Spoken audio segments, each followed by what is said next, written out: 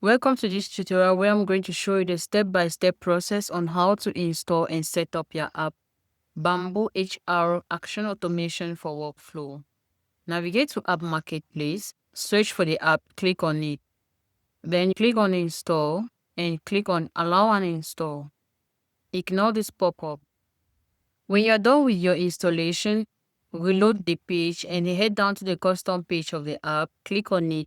Then you're going to see the interface of the app with all its necessary features such as the documentation and everything you need to get started. We have the smart queue and the walkthrough configuration video that is going to guide you on how to get the necessary credentials and set up your app.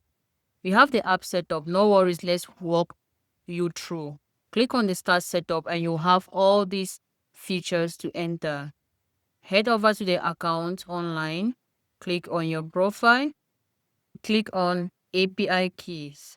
Then you click on add a new key, you give a name, and then you click on generate key. Copy your key and you click on completed or finished. Head back to the account and you paste your key. Copy your domain and then switch back to the account and paste. When you're done inserting all the credentials, then you click on complete setup and your app will be successfully configured and set up. We have the support center where you'll be able to create a call, where you'll be able to create a ticket and book a call for the support team.